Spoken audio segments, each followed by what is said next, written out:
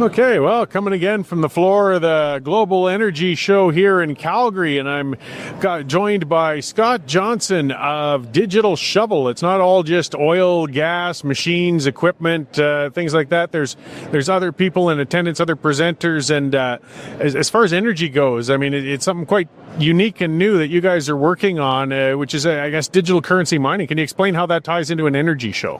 Yeah, we like to refer to it as a digital pipeline. And the reality is it's not super new. I mean, some of our earlier customers in 2018 were doing that, where you've got stranded gas or associated gas that is not worth compressing and trucking or running a pipe in a gathering system, but you still want to generate some revenue off of it. Marrying that with a Bitcoin mining farm, generating power on site, and then basically digitally converting that natural gas right into money on site is a great way to capitalize on what would otherwise be a liability. Yeah, so I mean, mining digital currency, some people might not necessarily understand that, but it basically takes some really heavy-duty computing power. It's energy intensive, and one of the things people, I guess, have been critical of is that you can draw energy from the grid where other people need it. But when you're talking about isolated gas deposits that you're using, this is energy that wouldn't have been utilized otherwise anyways. They're stranded deposits. Yeah, I mean, two important points that you touched on there.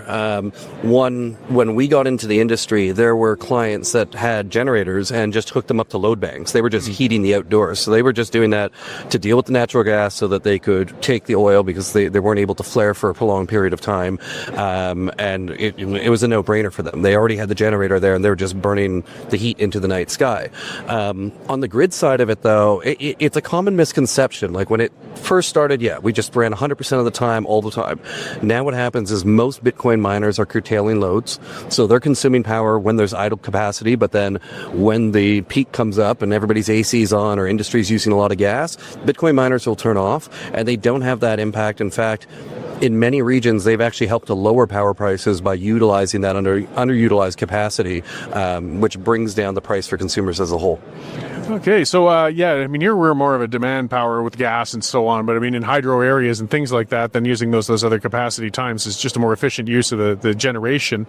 But you talk about containerized, and so this is kind of a portable ability to mine as well. Like these operations can be set up in different areas and moved. Yeah, they're completely modular. The solution, we started with big 40-foot shipping containers. We now make a modular unit that'll actually fit inside of a shipping container or can fit on the back of a flatbed truck. You can move them around with a 5,000-pound forklift or skid steer.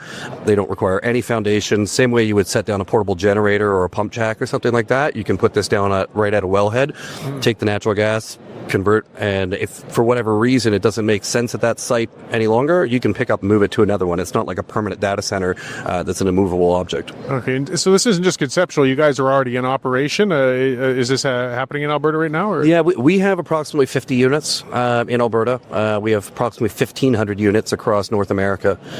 There's other producers. There's some homegrown solutions, people that do this as well. So there's pretty wide adoption of this in Alberta. So is this in partnership with the energy producers, or is it just kind of a matter of leasing space or power or that sort of thing? How integrated are you with the welling? It's a combination. Most of our clients actually just buy the equipment from us and then we'll go and operate.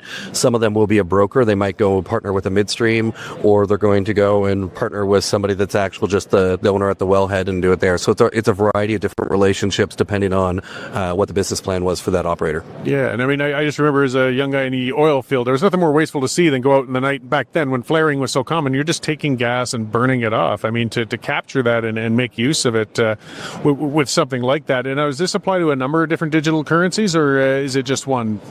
You can mine any digital currency you want that is mineable. However, most people just want to stick with Bitcoin. I mean, you can't mine Ethereum anymore. There are a variety of altcoins. But then, I mean, you're already speculative being a little bit in oil and gas. You don't need to add that extra level of speculation. Bitcoin mining, it's not stable, but it's dramatically more stable than the altcoins or the other cryptocurrencies that are on the market.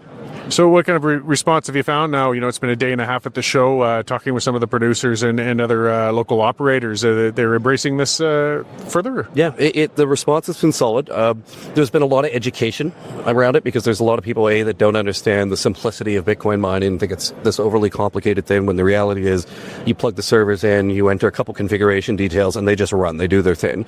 And then there's some people that are trying to understand what the use case was of the equipment, and then others that have looked at our solution that frankly have tried to do it themselves and have realized it's pretty complicated to build a modular data center that you can just drop in the field and go, and really took a liking to the offering that we have. Great. Well, that kind of is it in a nutshell. Where can people find more information about this if they're looking to get involved? Like, is this scalable for a smaller operation, or is it typically larger groups? Yeah, that's one of the big benefits of our solution. We go down as small as 100 kilowatts, which is relatively small wellhead, and you can run the unit at half capacity, and then we can go all the way up to we've built 100 megawatt sites, which are and they scale in modular blocks, which is nice in the sense that the wellheads aren't always going to produce the same amount of gas. So you might go and put 1 megawatt worth of units there, but in 6-9 months it's producing different. Well, you can take a module off and go put that in another site. You don't have to take that entire unit. All of our stuff's at digitalshovel.com, and pretty much any social media is digital_shovel. Excellent. Well, I appreciate you explaining that to us. I just love hearing some of the newer innovative things that are coming out at these shows too. It's not the old days of just talking about pump jacks and derricks. There's much more to it.